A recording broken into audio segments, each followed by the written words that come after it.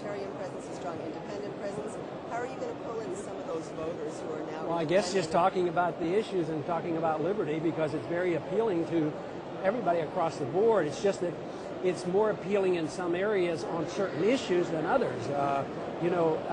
Good conservatives, this philosophy is very appealing when it comes to the marketplace. And good liberals understand civil liberties, and they detest, which a growing number of people are growing to detest the war. So I think it's a perfect way to bring people together. And it's very simple. It's not controversial, because all I say is I can defend all my positions by looking at the Constitution. And shouldn't we follow the Constitution? So that's why I think it's very appealing. Congressman Paul, the huge trade deficit with China that keeps ballooning, if you were nominated or elected president, what might be something that we could do initially to address this growing, tremendous trade deficit that China reaps the benefits from to build its military? Well, the first thing, see, we need to borrow the money from them, and that's why we spend the money over there, and we live beyond our means. So you have to change monetary policy. Oh, okay. Why should, if you were able to print money, would you work real hard a day digging ditches or something and producing? If you could print the real money. Our country gets to print gold because the world thinks the dollar is as good as gold, and they take it. So as long as they think that, they're going to take it until they get tired of the dollar. So you have to restore that, make us live within our means. The reason we have to borrow so much is that every day we borrow almost $3 billion because we spend that much more money than we earn ourselves here at home. And if you or I did that, our bankers wouldn't like that. They'd loan us the money for a while.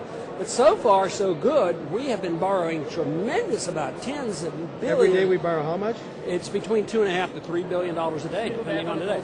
We couldn't even fight the war without China. Can you go back on the gold standard? I wouldn't exactly go back on the gold standard, but I would legalize the Constitution where gold and silver should and could be legal tender, which would restrain the federal government from spending and then turning that over to the Federal Reserve and letting the Federal Reserve print the money. So you'd amend the Constitution to allow? No, I'd just legalize the Constitution. You just bring it back in the vote. But there were some shortcomings of the gold standard of the 19th century because it was linked to silver. It was a fixed price, and that caused confusion.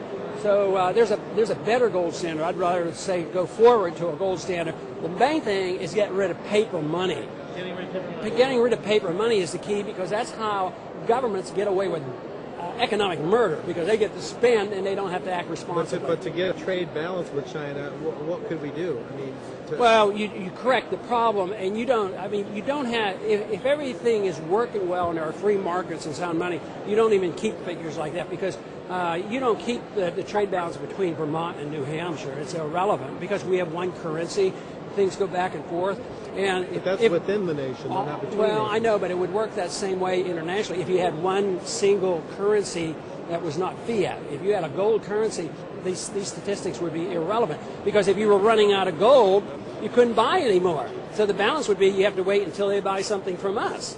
Then the gold comes back in. So before, it was automatic balance, but it doesn't do that if you can print money and they take it.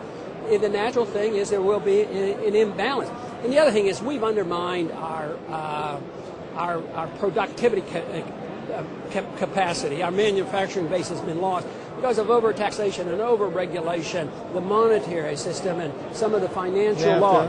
Yeah, all these things have interfered and added to the problem of the monetary system.